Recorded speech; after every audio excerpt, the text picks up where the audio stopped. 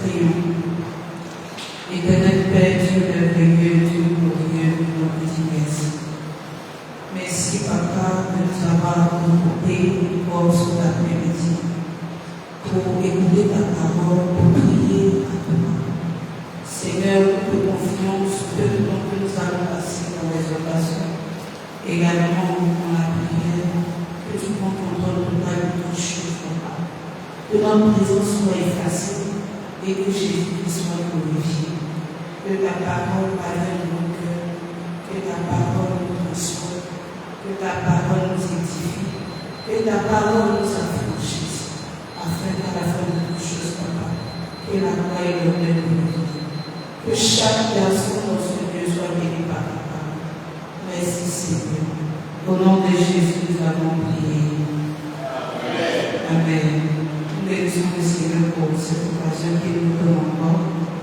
Et je remercie Dieu de ce que tu es présent sur nous, parce que le Seigneur nous réserve une parole et il ne veut pas que nous la montrons. Et je bénis le Seigneur parce que ta présence te donne accès à cette parole que Dieu veut nous communiquer. Et dans sa miséricorde, il t'aidera à pouvoir marcher sur nous et à la mettre en pratique. Dans le nom puissant de Jésus. Je remercie également le Seigneur pour la date. Bienvenue, Papa. Nous allons manquer. Alléluia. Amen. Que Dieu nous bénisse abondamment. Alors, nous avons commencé un thème il y a quelques samedis. Et aujourd'hui, nous allons poursuivre avec ce thème. Et nous avons vu une autre partie le samedi dernier. Et nous continuons dans ce dimanche par la grâce de Dieu. Et ce thème, c'est les 7 méthodes pour aplanir la grande montagne. Les 7 méthodes, les 7 moyens, les 7 techniques pour aplanir la grande montagne. Et on a dit que la grande montagne, c'est dans l'esprit. Et qu'il faut un esprit supérieur pour pouvoir l'appliquer. Allons dans Zacharie chapitre 4, versets 6 à 10. Zacharie chapitre 4, versets 6 à 10. Zacharie 4, versets 6 à 10. Je lis la parole de Dieu. Alors il reprit et me dit, c'est ici la parole que l'Éternel adresse à ses compagnons. Ce n'est ni par la puissance ni par la force, mais c'est par l'Esprit dit l'Éternel des armées. Qui est une grande montagne devant son appel? Tu seras aplani. Il posera la pierre principale au milieu des acclamations. Grâce, grâce, aide. La parole de l'Éternel ne fut adressée dans ses mots. Les mains des Zorobabel fondaient cette maison, et ses mains l'achèvent. Et tu sauras que l'Éternel des armées a envoyé vers vous. Car ceux qui méprisaient le jour des fêtes au commencement se réjouiront en voyant le niveau dans la main de Zorobabel. Ces 7 sont les yeux de l'Éternel qui parcourent toute la terre. Que Dieu bénisse sa parole. Alléluia. Et nous avons essayé de développer un peu le passage en expliquant l'origine de Zorobabel. Nous avons rappelé que ce passage que nous avons lu relate une prophétie que Dieu a communiquée à Zacharie pour le peuple de Zorobabel. Et nous avons essayé d'expliquer ce que c'est que la grande montagne. Nous avons dit que la grande montagne représente tout ce qui est obstacle, tout ce qui est opposition, tout ce qui est blocage, tout ce qui nous limite d'une manière ou autre. Et nous avons dit donc que l'une des méthodes, sinon la première méthode, pour pouvoir aplanir la grande montagne, c'est de savoir que ce n'est ni par notre puissance, ni par notre force que nous allons réussir à aplanir la grande montagne, mais c'est par l'Esprit de Dieu, c'est par l'Esprit de l'Éternel des armées. Et nous avons dit comme ça que souvent on se confie et on met notre confiance en notre intelligence, en notre connexion, en notre force, en notre beauté, en nos moyens. Mais en réalité, toutes ces choses sont inutiles. Parce que si devant des obstacles, devant des oppositions, il y a des moments où des contacts, quel que soit ton agenda, ton carré d'adresse, ne peuvent décompter. Et même pour pouvoir avoir ces contacts, c'est par la grâce de Dieu. Donc nous devons toujours nous appuyer sur la personne de l'Éternel des années pour pouvoir aplanir les grandes montagnes. Et on avait vu le livre de Psaume 44, verset 4. On avait aussi vu un Chronique 29, verset 12. Ésaïe 41, verset 4. Psaume 13, verset 26. Et on avait terminé par Éphésiens 3, verset 20 à 21. Et le samedi dernier, on a vu la deuxième méthode. Quelqu'un dit deuxième méthode. Donc nous avons vu la deuxième méthode pour pouvoir aplanir la grande montagne. Et on a dit que cette deuxième méthode, c'est l'assurance. Et que nous devons avoir l'assurance en Dieu et en sa parole. Tu veux pouvoir aplanir la grande montagne. Tu crois en Dieu. Tu sais que c'est Dieu ce qui peut faire. Maintenant, il faut que tu aies cette certitude que c'est Dieu ce qui peut faire. Cette certitude va t'éviter de vouloir chercher un plan B à la place de Dieu. Beaucoup de personnes ont voulu aider Dieu. Donc, Seigneur, comme depuis j'attends, Marie ne vient pas, je ne trouve pas l'un de tes bons fils pour me marier. Je vais aller marier n'importe qui. Je vais aller tomber sur n'importe qui. Parce que la grande montagne dans ma vie actuellement, c'est le célibat. Donc, comme il n'y a pas d'option, et que c'est comme si je vois rien, je vois personne autour de moi. Le premier venu, qu'il soit fils de féticheur, pratiquant de cercle, qu'il soit de n'importe quelle religion, même si je ne parle pas de Jésus, ce n'est pas un problème. Je vais le convertir. Tu t'es positionné en Saint-Esprit. Donc, Saint-Esprit a vu la personne. N'a pas converti la personne. C'est toi qui veux le convertir. Tu vas apprendre. Tu vas apprendre. Alléluia. Quelqu'un dit, ah, mais je travaille, je cherche l'argent, je demande même souvent aux gens, mais personne ne veut m'aider. Et ça me rappelle, hier ou avant-hier, je suis tombée sur la vidéo d'un jeune Nigérian qui est en train de dire qu'il a 9 ans et il va mourir à Paris. J'étais choquée. Il dit qu'il reste un an, donc il essaie de profiter de chaque instant. Que parce qu'il a signé un pacte, et un pacte est un pacte. Il dit moi. C'est à ce niveau-là que cette génération est arrivée, où on vient sur les réseaux pour pouvoir dire des choses que le monde doit entendre. Il dit lui que lorsqu'il faisait le pacte, on lui a demandé de sacrifier quelqu'un, il a refusé. Qu'il a préféré se sacrifier lui-même. Donc c'est pourquoi il va partir. Et c'est quelqu'un qui a voulu aider Dieu. C'est quelqu'un qui s'est dit que c'est peut-être que sa famille n'arrive pas à s'en sortir. Peut-être même qu'il n'a pas de famille. Et l'option que Satan lui a présentée, il a saisi la manche. Et aujourd'hui, chaque jour qui passe, nous on n'était pas là quand il faisait les pactes là. C'est nous on prend balle perdue de ces vidéos. Parce qu'ils sentent le besoin de parler. Ils sentent le besoin de dire des choses qu'il a faites dans le Seigneur. Donc la grande montagne va te pousser à vouloir aider Dieu. Les obstacles vont vouloir te faire succomber à des propositions malsaines. C'est les choses que la grande montagne va faire dans ta vie. Et pour pouvoir aplanir, pour pouvoir faire coucher cette grande montagne, et peut-être une vallée, et que toi tu aies la domination dessus, il faut que tu aies l'assurance en ton Dieu. Il faut que tu aies confiance en ton Dieu. Que tu saches que Dieu est largement grand. pour pouvoir dompter cette grande montagne.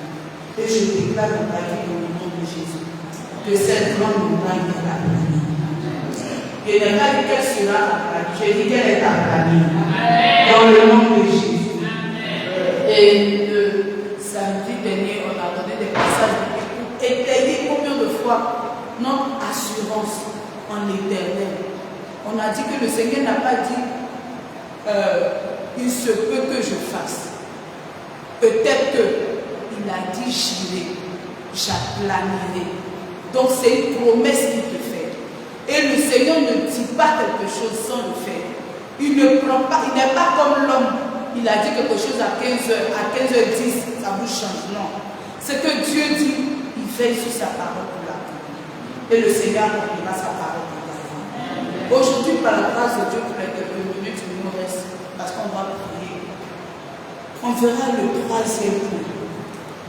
La troisième méthode pour pouvoir aplanir la grande montagne, c'est de savoir pratiquer la jubilation dans l'adversité. Pratiquer la jubilation dans l'adversité. Pratiquer la jubilation dans l'adversité.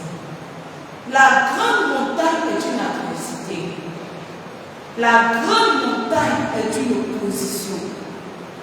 Et la jubilation, c'est un sentiment intense de joie.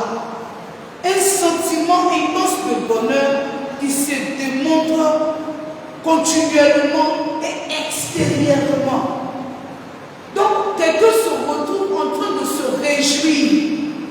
Quelle part de jubilation, part de réjouissance. Réjouissance qui est démontrée par des cris de joie. Réjouissance qui est démontrée par des éclats de rire, par des acclamations, par des chants d'allégresse. Cette réjouissance qui ne peut être contenue. Donc, quelqu'un va dire, mais non, pas d'adversité. Je suis éprouvé. Je suis dans des difficultés. Autour de moi, c'est l'opposition. Autour de moi, c'est le blocage. Comment je dois jubiler? Le verset que nous avons lu dans le livre de Zacharie 4, le verset 7 dit, qui est une grande montagne devant Zorobabel? Tu seras aplani. Il posera la pierre principale. Où ça? Pour ceux qui ont suivi la lecture, papa. Au milieu des acclamations. Il posera la pierre principale. Au milieu des acclamations. Nous tous savons qui est la pierre principale, n'est-ce pas? Nous tous savons qui est la pierre angulaire. Et on a déjà parlé de lui en premier point. Comme première méthode. Maintenant, tu viens le positionner au milieu des acclamations. Ça veut dire qu'il devient maintenant le centre de ta louange. Il devient la raison de ta réjouissance. Donc tu vois la grande montagne, mais tu t'en fous. Parce que tu as la pierre principale qui est là. Qui doit être célébrée. Qui doit être honorée. Qui doit être élevée. Qui doit être magnifiée. Alléluia. Donc la troisième méthode, tu veux pouvoir aplaner la grande montagne, bien aimée. Il faut pouvoir te réjouir dans l'adversité. Si tout va bien, que tu te réjouis, c'est bien, mais tu n'as rien fait. Là où on voit véritablement que tu es chrétien, né de nouveau, sont baptisés, remplis du Saint-Esprit, c'est quand il y a l'adversité. Et que même dans cette adversité-là, tu arrives à te réjouir. Alléluia. Allons ensemble dans le livre de Habakkuk, chapitre 3, verset 17. Habakkuk 3, verset 17 à 18. Habakkuk 3, verset 17 à 18. Quelqu'un va nous aider à prendre Jacques, chapitre 1, verset 2 à 3. Jacques, chapitre 1, verset 2 à 3. Jacques, chapitre 1, verset 2 à 3. Une autre personne va nous aider à prendre Ésaïe 61, verset 10. Ésaïe 61, verset 10. Et une autre personne va nous aider à prendre Psaume 30, verset 11 à 12. Psaume 30, verset 11 à 12. Donc je reprends. Habakkuk 3, 17 à 18. Jacques 1, verset 2 à 3. Ésaïe 61, verset 10. Et enfin, Psaume 30, verset 11 à 12. Donc s'il y a quelqu'un qui peut nous aider à faire la lecture de Habakkuk chapitre 3, verset 17 à 18. Je vais lire Habakkuk 3, 17 à 18 dit. Car le figuier ne fleurira pas, la vigne ne produira rien, le fruit de l'olivier manquera, les champs ne donneront pas de la nourriture, les brebis disparaîtront du pâturage, et il n'y aura plus de bœufs dans les étables. Toutefois, je veux me réjouir en l'Éternel. Je veux me réjouir dans le Dieu de mon salut. Alléluia. Alléluia. Ce passage nous parle d'un homme du nom d'Habakkuk. Il dit que le figuier ne portera pas de fruits. La vigne ne va rien produire. Même les fruits d'olivier vont manquer. Les champs ne porteront pas de fruits. Les brebis vont disparaître par sauvage. Il n'y aura plus de bœufs. Donc, pour dire que ce soit en termes de nourriture, que ce soit en termes de biens, que ce soit en termes de matériel, il n'a rien. Mais il dit, je veux me réjouir. Toutefois, je veux me réjouir en l'Éternel. La jubilation dans l'adversité, c'est une décision. C'est un choix. Rien ne va autour de moi, mais je veux me réjouir.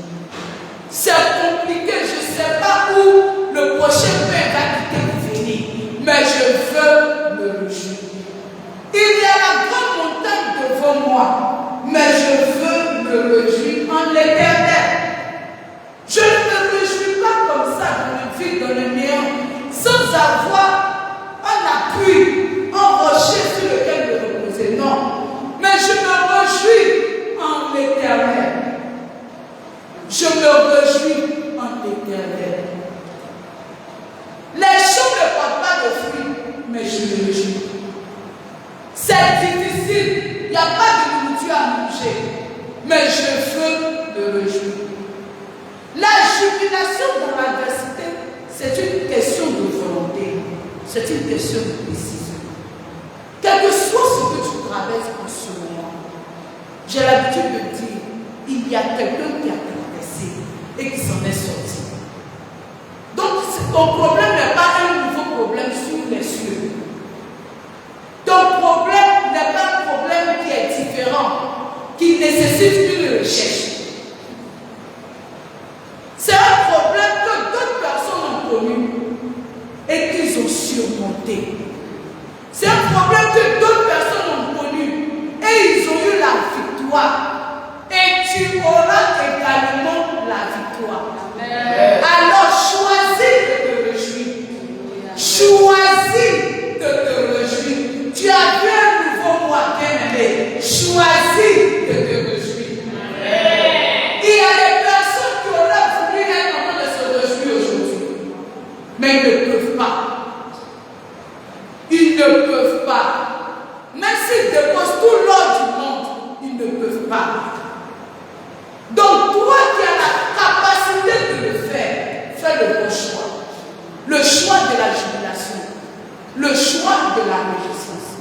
On a l'habitude de dire que tant qu'il y a la vie, il y a encore de l'espoir.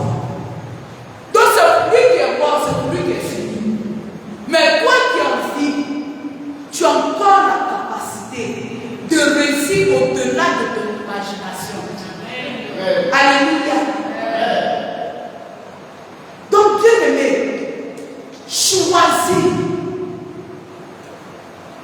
Quand j'étais adolescente, ma mère me disait, parce que j'aimais bien la planète de Croesus.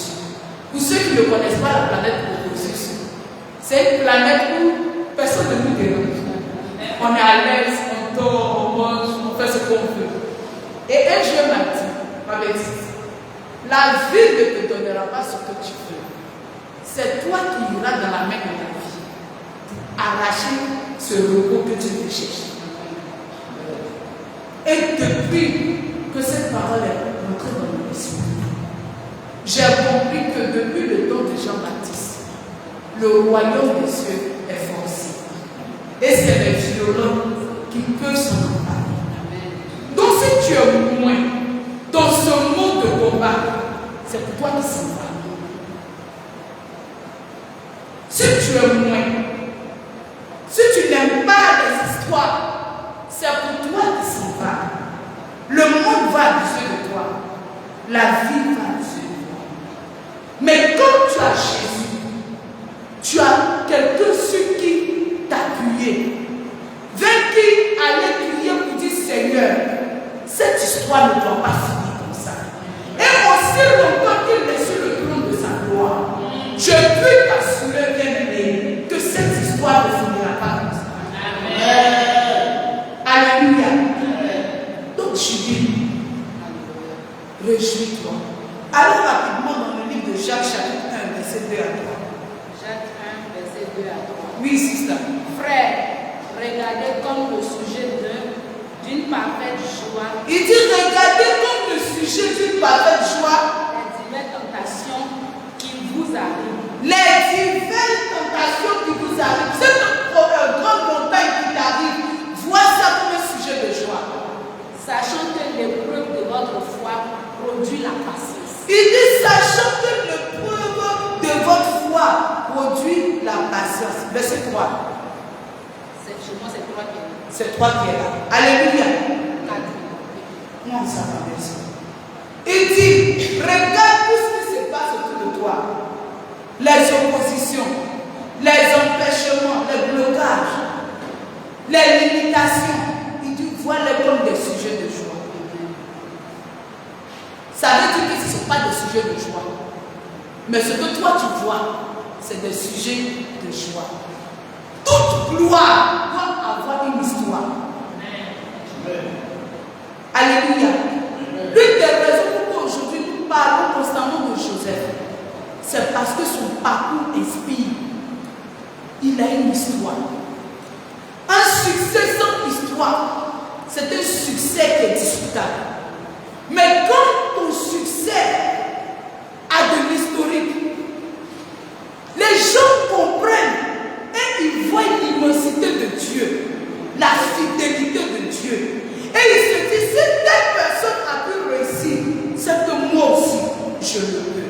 Je déclare sur la vie de quelqu'un sur ta personne. Dans le nom puissant de Jésus, que très vite et très bientôt, quelqu'un regardera ta vie et il dira, si cette soeur, si ce frère a pu s'en sortir, c'est que je peux également m'en sortir. Dans le nom puissant de Jésus. Alors, vois ce qui se passe au-devant de toi, comme un sujet de quoi? Tu es bon entendu, tu es là bien.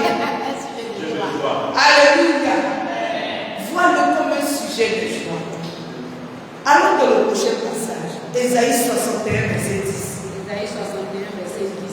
Oui. Il dit, je me réjouirai en l'Éternel. Il dit, je me réjouirai en l'Éternel. Et mon âme s'égayera en mon Dieu. Et mon âme va s'égayer en mon Dieu. Car il m'a revêtu de vêtements de salut.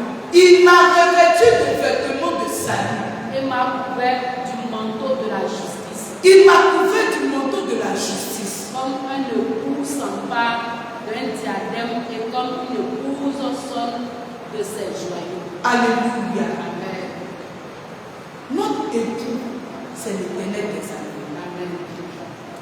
Un bon époux qui ne peut pas voir son épouse dans l'agonie, il la laisse. Il ne parle pas des modèles qui sont meilleurs partout dans le monde. Je dis un bon époux. Un époux qui est déposé dans ta vie par Dieu. Ton chagrin, c'est son chagrin. Ta souffrance, c'est sa souffrance. Et ce Dieu lui-même, le meilleur des époux, que nous avons pour époux. Alors pourquoi est-ce qu'il ne prendra pas soin de nous? Il nous a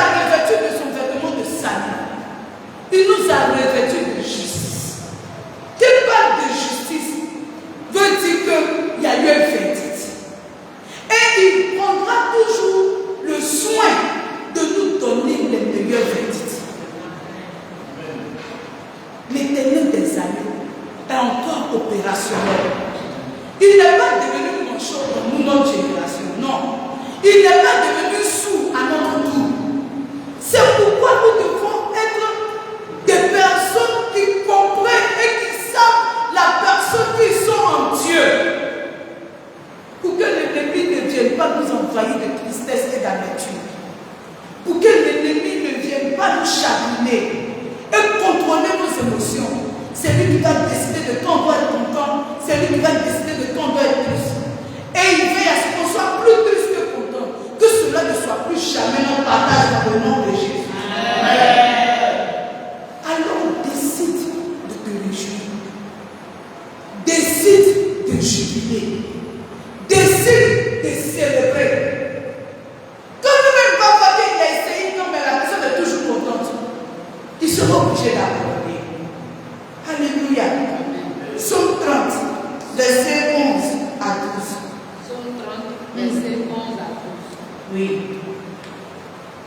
Tu as changé mon deuil en allégresse. La Bible dit que le Seigneur a changé notre deuil en allégresse. Tu as délié le sac dont j'étais couvert. Le sac qui nous couvrait, le Seigneur l'a délié. Tu m'as ceint de joie. Tu m'as ceint de joie. Alléluia. Ça commence au 11 à 12. Juste 11 à 12. 11.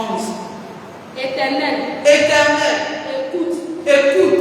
Aie pitié de moi. Aie pitié de moi. Éternel, Éternel, sois-moi en aide. viens mon docteur en aide. Alléluia. Je veux voir encore ce que ma version dit. Psaume 30, 11 à 12.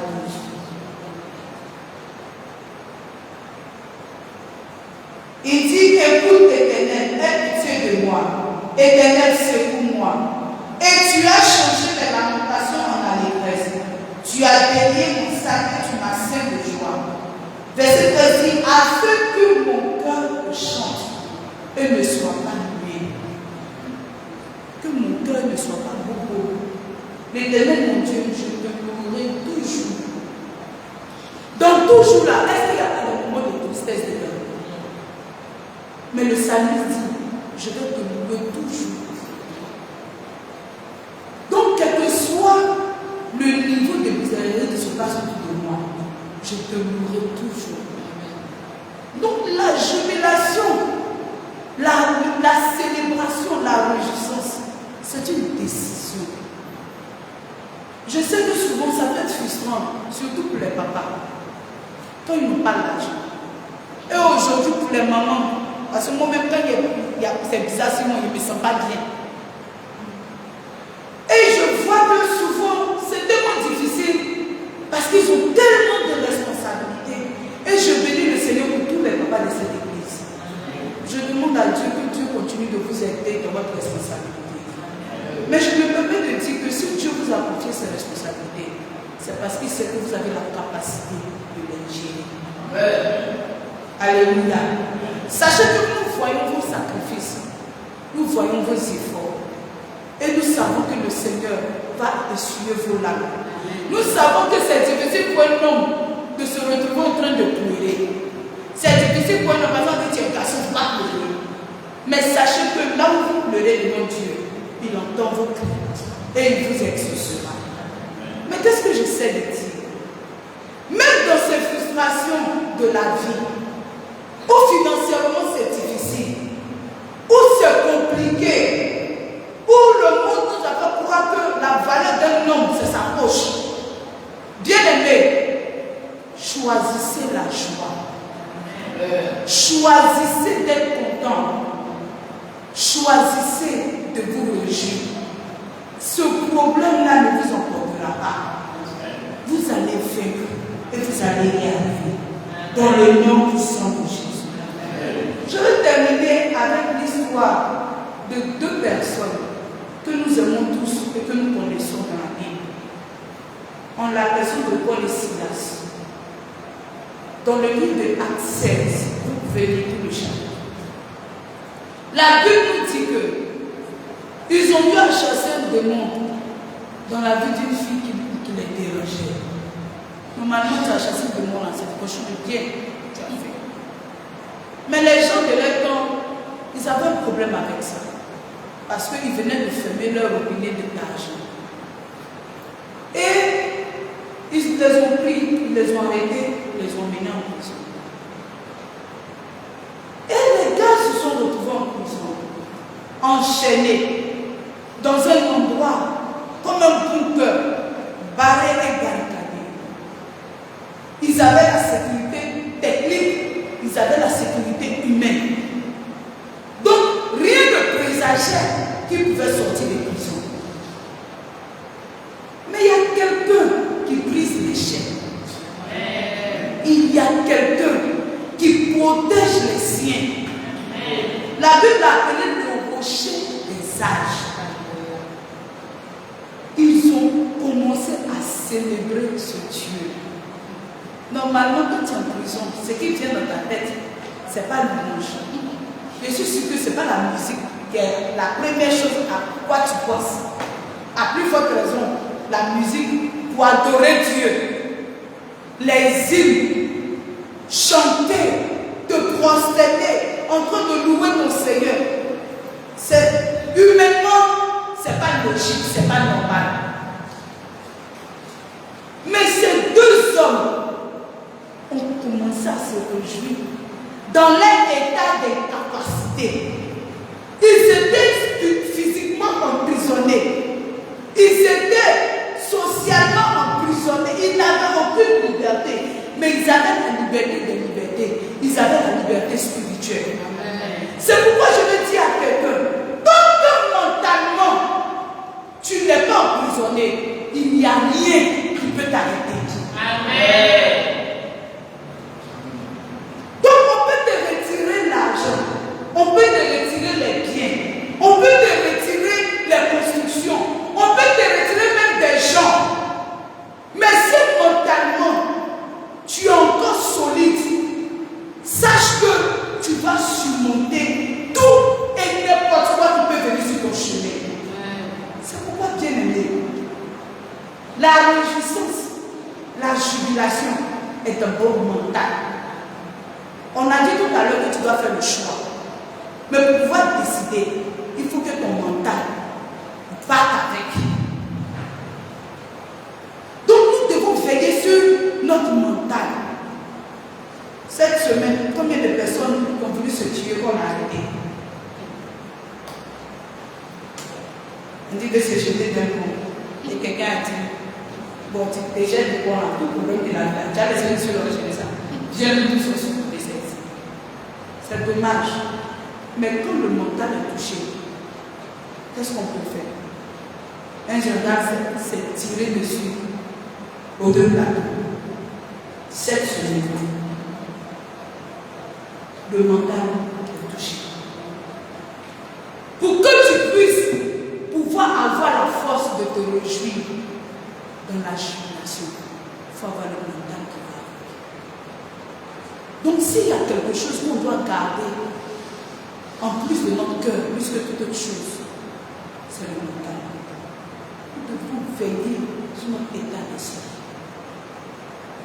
Nous devons faire attention.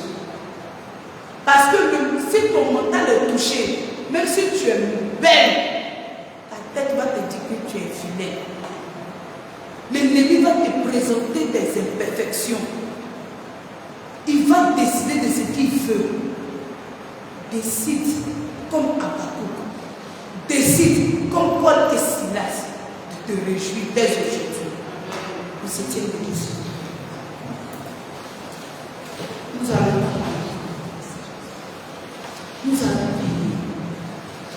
Demain, c'est le but d'action de grâce. Décide de venir ici avec un cœur de réjouissance. Commence à danser depuis la maison. On n'a pas te demander, tu as quoi? Tu dis que tu ne peux pas comprendre. Le Seigneur m'a donné la victoire. Le fait que tu n'es pas resté sur ton lit et que la mort ne t'a pas emporté, c'est que Satan a un problème. Alléluia. Ça veut dire que Satan est dans le problème. La Bible dit que si Satan savait qu'en laissant crucifier Jésus, il se mettait dans le problème. il ne le ferait pas. Mais c'est trop tard pour lui. Alléluia. Nous allons aider d'abord pour dire merci à Dieu pour sa parole. Le Seigneur nous a fait découvrir cette troisième méthode, qui est la jubilation dans l'adversité. Disons merci à l'Éternel. Disons merci à l'Éternel pour sa parole qui est venue jusqu'à nous. Remercions l'Éternel des années. Remercions l'Éternel des années. Rendons-lui toute la gloire. Si Habakkuk dans sa grande grâce a pu choisir de se réjouir, c'est que le Seigneur veut aussi que nous ayons la capacité de le faire. Et devant la voix, disons merci à Dieu. Rendons grâce au Seigneur. Louons le Seigneur, sa parole. Magnifions-le. Bénissons le Seigneur. Au nom de Jésus, nous avons prié. Amen. Tu vas déclarer avec nous. Tu vas dire, je ne laisserai pas. Je ne laisserai pas. Satan. Ni ses agents. Contrôler mes émotions. Contrôler mon mental. Contrôler mon cœur. Je ne le laisserai pas. Je décide de me réjouir. Je décide de célébrer mon Dieu. Quelle que soit la situation, je choisis la joie. Et laisse ta voix et déclare cela sur la vie. Et laisse ta voix et déclare cela sur la vie. Et laisse ta voix et déclare cela sur la vie. Et laisse ta voix et déclare sur ta vie. Cela. Que je ne laisserai pas Satan et ses agents. Je ne laisserai pas le monde. Je ne laisserai pas le pécheur décider de mes humeurs. Contrôler mes émotions. Contrôler mon instinct. Dans le nom puissant de Jésus. Le Seigneur Jésus est mon bouclier. Le Seigneur Jésus est mon rédempteur. Je choisis la joie. Je choisis la réjouissance. Je choisis la célébration. Dans le nom de Jésus. L'ennemi n'aura pas sa bonne part en moi. Dans le nom de Jésus. Merci Seigneur. Au nom de Jésus, nous avons prié. Au nom de Jésus, nous avons prié. Amen. Tu vas dire Seigneur Jésus. Seigneur Jésus. Je reçois la grâce. De vivre. Une vie épanouie. En toi. Alléluia. Amen. Je reçois la grâce. De vivre une vie épanouie. Une vie de joie. Une joie parfaite. Une joie constante. Une joie continue. Je reçois la grâce de la vivre tous les jours de ma vie. Élève ta foi et prie. Élève ta foi et prie. Je reçois la grâce. Élève ta foi et prie. Bien aimé, élève ta foi et fais cette prière. Je reçois cette grâce. La grâce de vivre une vie de joie. La grâce de vivre une vie de réjouissance. Une vie de jubilation. Une vie de percée.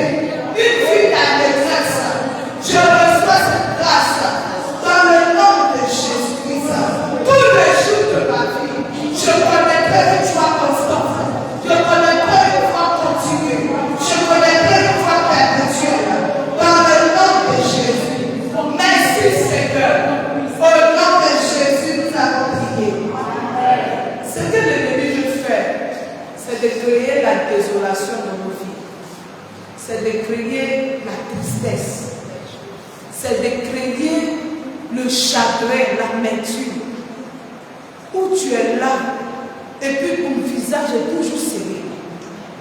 Ton visage est toujours attristé. On dit, tu as quoi? Chaque jour, on te demande, papa, maman, tu as quoi? Non, tout va bien. Tu es en bonne santé, oui. Tu as mangé, oui. Pourquoi ta mine est comme ça? Ah, ça c'est comme ça. Que ce ne soit pas ton consort au nom de Jésus. Alléluia. Que chaque jour, on n'ait pas à te demander passe. Moi, j'aime pas la tristesse. Je fuis la tristesse. Non, non. Parce que ça contamine vite. Donc, j'évite ça. Que mon visage ne reflète pas mon problème. Alléluia. Que mon visage. Les gens souvent, il y a des gens qui peuvent t'appeler pour te demander des crédits. Mon temps même me dit. Tu dis, lui là, il pense que je donne à toi. Il se dit que j'ai vu comment. Mais parce que le Seigneur a béni ton visage. Et tu ne ressens pas ton âge. Quelqu'un m'a vu, la personne dit, j'ai 26 ans. Il a dit, tu as raison, j'ai 26 ans. Je ne peux pas avoir au-delà de 26 ans. Parce que mon visage même là, c'est bébé même que 26 ans. Alléluia. C'est toi, tu vas choisir ce que tu veux. Alléluia. Parce que même la situation que tu es en train de vivre, quand tu vas sortir, il y a un autre truc que tu peux réaliser encore. Il y a une autre dimension que tu veux entamer, que tu veux atteindre. Donc il y aura toujours des objectifs à atteindre. Pour dire que le problème ne finit pas. Donc si tu veux dire que tant que tout n'est pas résolu dans ta vie, tu vas charger les problèmes, tu es en train de te détruire, bien-aimé. C'est pourquoi nous allons dire à Dieu, Seigneur, donne-nous des visages qui rayonnent de gloire et de joie. Amen. Partout où nous allons, quelle que soit la situation, que nos visages ne reflètent pas notre situation de tristesse, mais que ça reflète toujours la joie et que la joie de l'Éternel s'attache à nos vies. Élève la veille, prie dans le nom de Jésus. Élève la voix et prie dans le nom de Jésus. Élève la voix et prie dans le nom de Jésus. Les bras Marie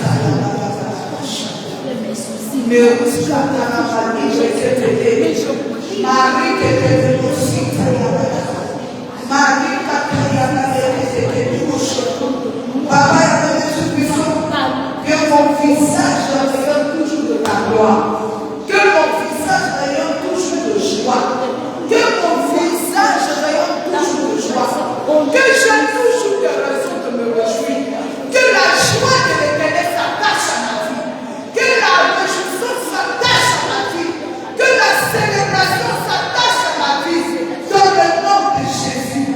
Merci Seigneur. Au nom de Jésus, nous avons prié. Amen. Et peut-être que quelqu'un est rentré dans ta maison, ou bien une parole a été déclarée dans ta maison, qui a enlevé la joie dans ta famille et qui a remplacé par la tristesse.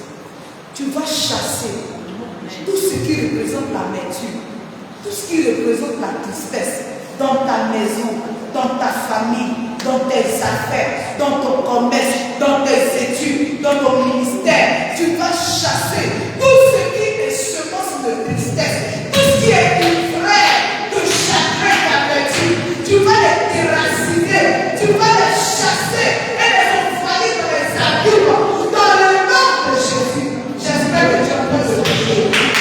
J'espère que tu as entendu le prier. J'espère que tu as entendu le prier. J'espère que tu as entendu le prier. Tout ce qui représente la tristesse dans ton maison, tout ce qui représente la tristesse dans ta famille, tout ce qui représente la tristesse, l'amertume dans tes relations, dans le nom puissant de Jésus-Christ, dans le nom puissant de Jésus-Christ, que cela soit ôté, que cela soit chassé, que cela soit déraciné et que cela soit jeté dans les abîmes, dans le nom de Jésus. Merci Seigneur.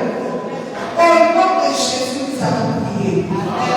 Comme avant tes sujets de prière, tu vas dire, je rirai tous les jours de ma vie. Alléluia. Je veux dire, je veux me réjouir. Je veux dire, quand tu es dans la révélation, je veux dire, je veux me réjouir. Je ne serai pas triste. Mon visage ne va jamais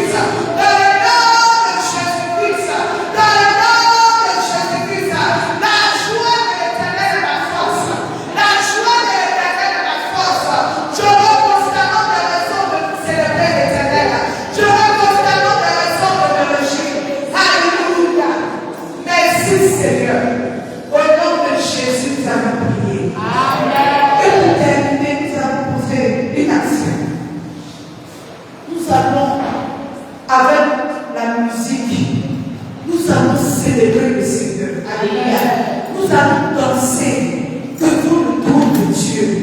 Nous allons nous réjouir. Tu vas danser comme tu n'as jamais dansé, tu n'as pas dansé depuis longtemps. Alléluia. Et ça dit cela qu'on va terminer aujourd'hui. Et je vais t'encourager. Quand tu viens ici demain, viens avec le vêtement de danse. Viens avec le vêtement de louange. Viens avec le vêtement de réjouissance. Parce que le Seigneur t'a donné la victoire déjà. J'ai dit